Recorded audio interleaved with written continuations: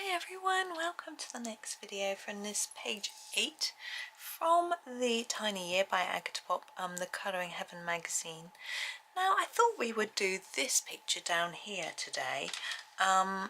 We've done quite a few. Some of them I think are quite easy to do on your own anyway, because I wasn't going to do the whole page. I've done the rose and the cherub already, as I've said before, so you've got those videos in this playlist with these. If you can't find them, let me know. I'll put a link in a comment for you. We've done an envelope already and a rose, so I figured we've done a lot of that. These pot of flowers, you know, that's not too tricky. I've done lots of cakes before, I've done lots of gifts at Christmas, I've done a chocolates video before, so I thought I would do this one. Although I have done perfume bottles before, I felt like it was probably one of the ones that you might find most daunting. So I thought I would show you how I will colour it, and then you can have a go. I'm trying to work out if the light is better in this video. Yesterday's video had my blind shut. Today I've opened it and I can't tell whether it's better or not with regards to light. I prefer a white light, and the blind makes it yellower, so I don't know. Right, but let's move on to our bottle. Now, the first decision we need to make is what colour. It looks like it's glass, and what colour? Well, because it's a sort of Valentine's-y theme, it's tempting to go for red, purple or pink, just to fit in with that sort of theme. We could, of course, do it sort of see-through, but the thing with doing it see-through is we need to acknowledge that there is liquid in it. You know, if it is perfume, which is what I think it is, even if it's like a decanter of alcohol, there would be some liquid in it, which I think makes it harder to colour. So I think if we do it coloured, then we might not be able to see through it, and that's a little bit easier. That's my thought on it anyway. I think when I like to do glass, I like to do a colour that's quite transparent, and a lot of the pinks in this set are a little bit milky, so I'm not so keen on using those, but we do have one which stands out as being a little bit less so, and that is this one. This is the middle purple pink, and for me it's quite a nice, good pink for this sort of thing, so we're going to use this. Okay, now you can use any colour. You could use a bottle green, you know, your phthalos, your deep cobalt green. If you wanted to go that way, you could use blues. I would go for a darker blue or Prussian blue, something like that, rather than your ultramarines. You could use your mauve, that sort of thing, but we're going to use this. So we're just going to start. And for me, the easiest place to start is on the neck of the bottle. For me, that's quite straightforward. So we make that quite dark here and then fade it off towards the middle like that. The same on this side. I'm going to sharpen this in a minute. It's a bit blunt, and fade off like that. Now we want a very light area, which indicates that it's made of a shiny material. Now above our little label string, we've got another little piece very similar, and we're going to just do the same thing. Really straightforward like that. Now let's do the lid next. Now let's have a think about our light. Now I've drawn it so the light is hitting from the side, but it could also be hitting from above. This would be our lightest bit through our whole thing, just from where I've started. So for this central piece, we could colour it so that it's light here, but I find it's actually quite fun to colour it this way. So a dark corner diagonal, get lighter, dark corner here diagonal, and get lighter like that. And it just looks like the light is hitting some glass. And we can do the same for the one below, because it's sort of facing us. But this one I want to make it look more like it's on the side, and therefore it would be darker on the edge here. So I'm going to put down quite a few layers here and then just lighten it off towards that central point. I'm going to do the same with this one, but make it dark at the bottom and side like that. So we're almost coming across sort of in a diagonal direction to lighten it to there, like that.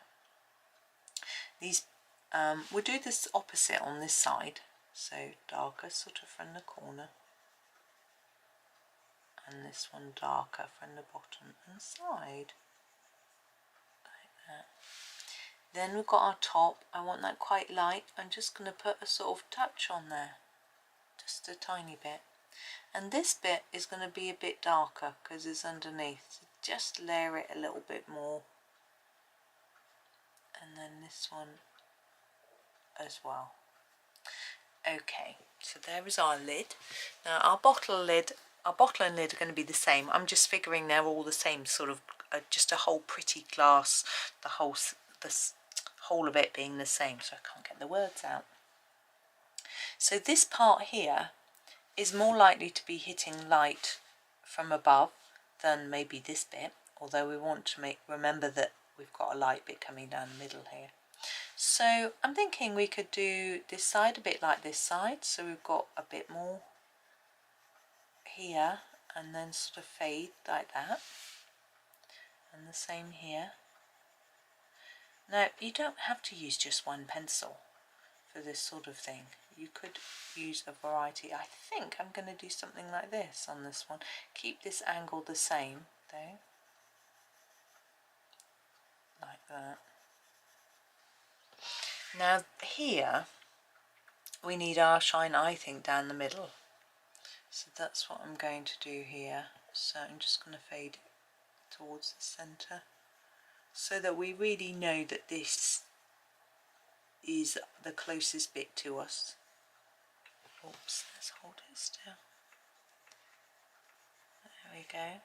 It's sunny now. It was very frosty this morning and cold, so I decided I'm going to go out this afternoon rather than this morning when it's warmed up a little bit, as I can choose.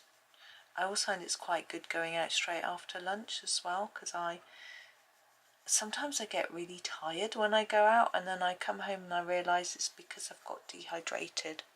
So if I go out straight after lunch, I've had a drink. I'm just going to fade this one to the middle like that. So I don't get dehydrated, so it works out very well.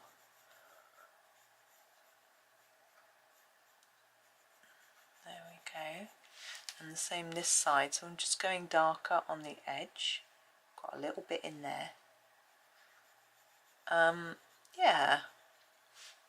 So I shall go out later and hope that it's a bit warmer. I was a bit sad because they had said we were going to get snow. Sorry, my nose is running now. I'm not that sad, I'm crying. They would said we were going to get snow, and now they've changed their mind and we're not. So yeah, I'm sad. Okay, I think our ribbon and our little gift tag and piece of twine needs to be in a different colour, and I am always very tempted to just put purple with pink.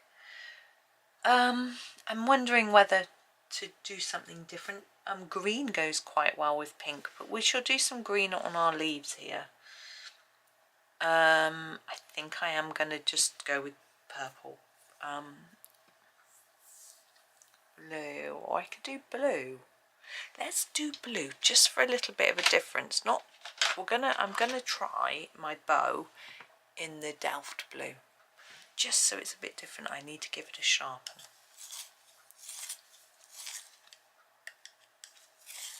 Sharpener feels like it's getting blunt. I think it's because I've been using Delft blue is because I've been using my Tagau and it's brand new, and so I've just emphasised that bit and that bit, which I think will be darker, and actually Agata's drawn some lines here. I'm also going to do a dark bit here. Now I'm going to go lightly over all of it and have a think. I think it would probably be darker on the edge, a bit less in the middle, just because of the shape of our bottle. Like that. It's a little bit Yeah, I think that's fine. I'm going to come back and add another colour. So the bottom of our bow, and then fade up.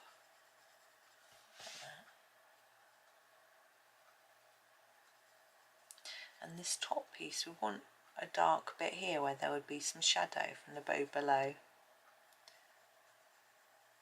And then come up. There we go. And the same on this side.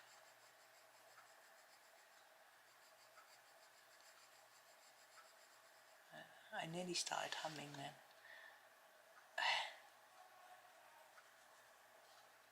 So dark, just marking out this sort of darker area here. I do want it darker and here and lighter here, but I don't want too much. I want a bit of shadow from where the knot is. I'm just going to do it really light now. So the train go by.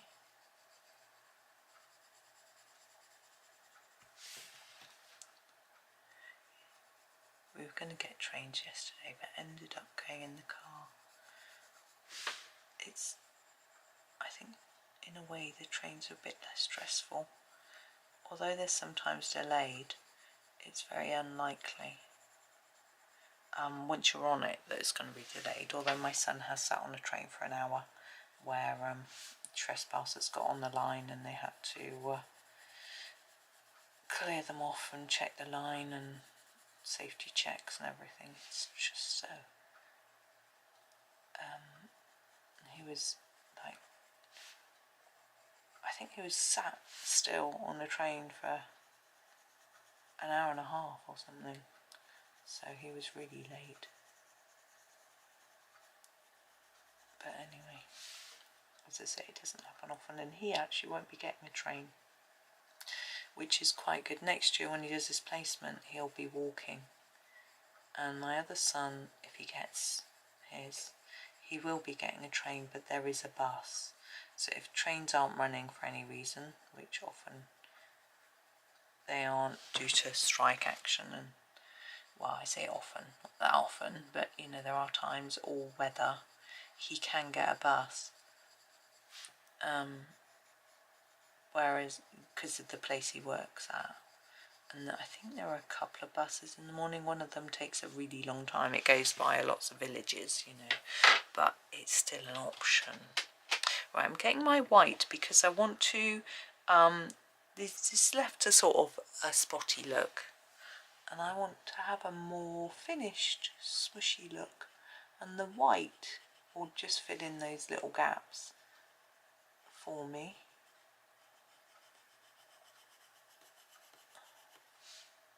So I'm just putting it on those areas I want to be lighter. I will probably go back out, come back to my pencil in a minute and do a bit more.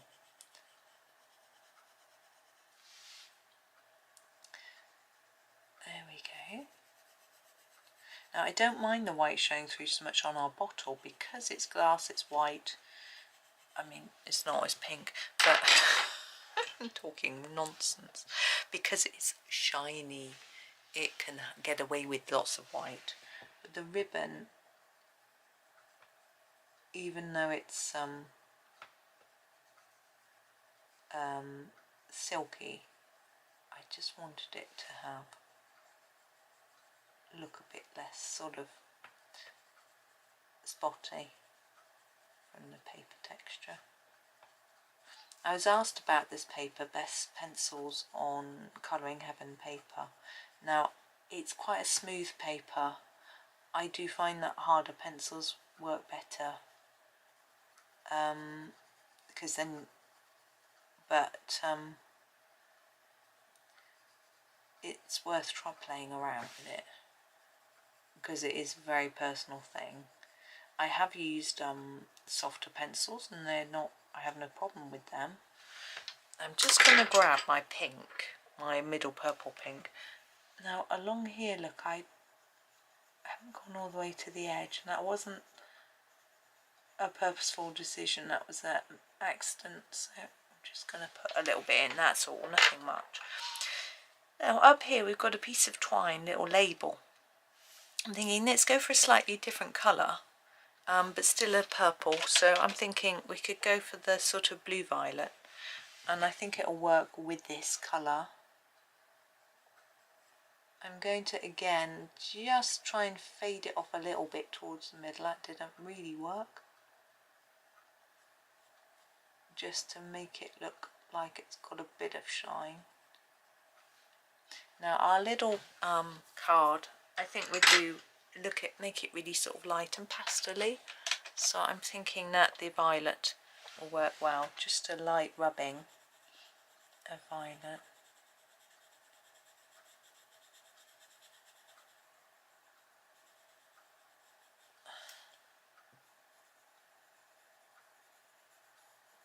We go, and I'm going to go over that with my white because I want it to be, sorry, white. Oh, it's so hard to read, isn't it? Just I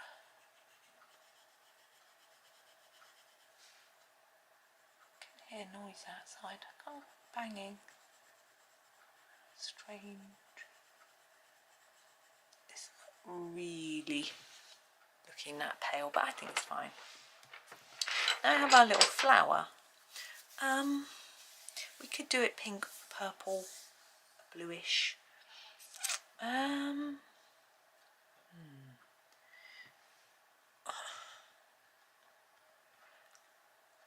Thinking. I'm tempted. Let me just look at that. My swatch chart.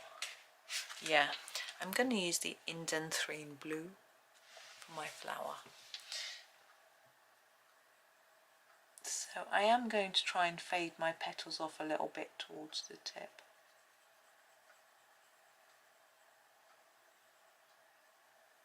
Yeah, I think a lot of people, well, some people do use markers in these books. I have seen pictures done with them. So I think the paper is sort of chosen for use with both pencils and markers. Which is fair enough because I think they have to try and appeal to everybody. So I think that's fine. There we go. And the last one, so you see I've slightly faded towards the edge of our flower. Now you could of course do this red or pink, a bit more romantic if you wish. I'm going to do the tips in a slightly different blue. I'm just going to look at my swatch chart. Yeah, this is a slightly purpley blue. Yeah, I'm going to use the ultramarine. I think it's going to work. For the tips. Because it is a bit more of a milky blue, if that's the right word. I think it's going to work because it doesn't matter on this flower.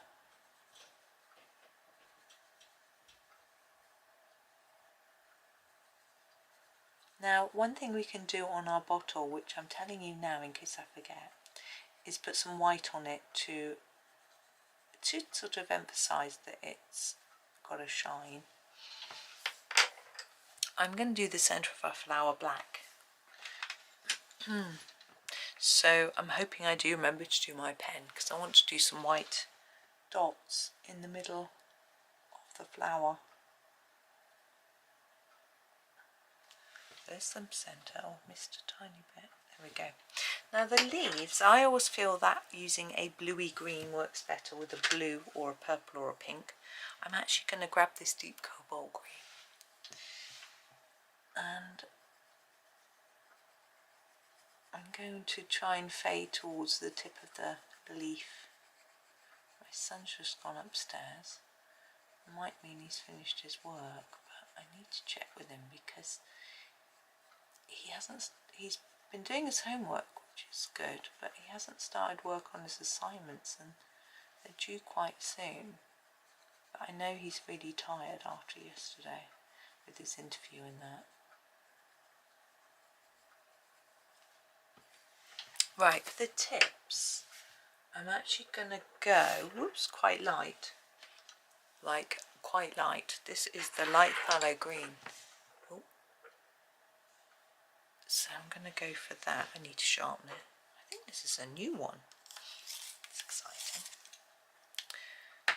And it has been used a little bit, but you know, I don't know if it's been sharpened yet. So just on the tips there, just to lighten and brighten and burnish all at the same time.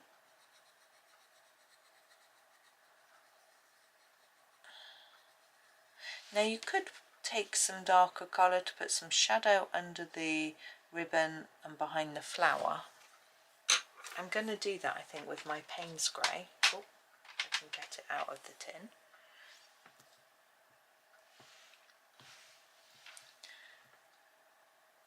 And just put a little bit around our edges. That under the ribbon.